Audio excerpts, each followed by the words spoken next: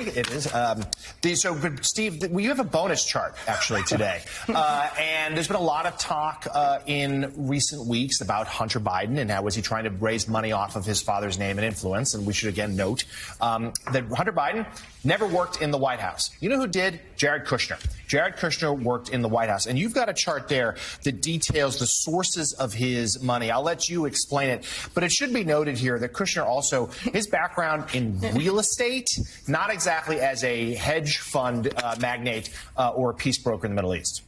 So you're right, Jonathan. Jared Kushner did work in the White House. He worked very hard. It's becoming a little less clear what he actually worked hard at, because after he left the White House, he went out and raised $3.1 billion, that's billion with a B, for a private equity fund. And as you pointed out, he's not a private equity guy. He's a real estate guy. So where did this money come from? Some of it we know from filing, some of it we know from press reports. What we know for a fact is he raised the $3.1 billion. What we also know for a fact is that only about $30 million of it actually came from investors in the United States. All the rest of it is foreign money. And of that foreign money, $2 billion of it came from the Saudis.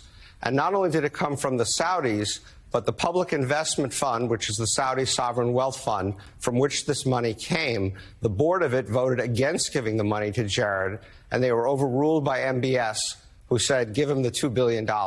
I've been in this business 40 years. I have never seen someone get $2 billion out of $3 billion, get two-thirds of their money from a single investor. Usually a single investor might be a few percent of the fund, might be 5%, occasionally 10%. Never seen this. Another $200 million we believe came from Qatar. Another $200 million we believe came from the UAE. And then the $625 million that came from foreign investors that we don't even know who they are. So what was Jared Kushner doing in the White House? And by the way, as a fun fact, on January 6th, the famous January 6th, Jared Kushner was in the Middle East.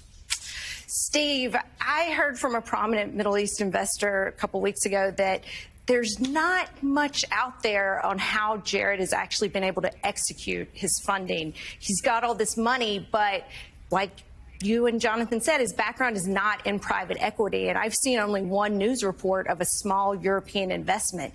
He's sitting on all this money. Are the Saudis investing with him just to hedge their bets politically in case Trump comes back into office?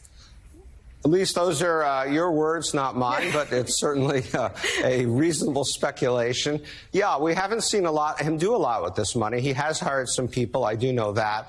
I think you mentioned to me during the break that you'd seen one investment that I hadn't even seen. I've seen nothing else about what he's actually done with the money. It is normal to invest this money over a period of several years, so I don't think we can draw a firm conclusion yet.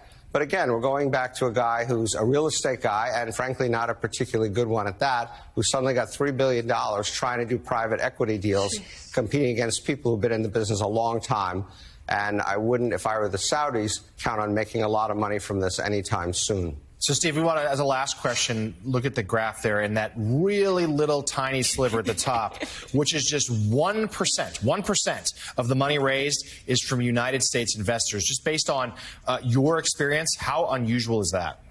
It's extraordinary, Jonathan. I've also never seen that as well. All of us in the private equity business obviously go outside the U.S. for money. The Middle Eastern sovereign wealth funds have a lot of money. Many private equity funds get money from them. But again, it might be 10, 20%, maybe 30% of a total fund. I've never seen it be 99% of a fund like this. U.S. private equity firms still raise the vast bulk of their money from U.S. investors. This is extraordinary, unprecedented. I've never seen anything like it. You know, just as a final... Steve Rattner, thank you.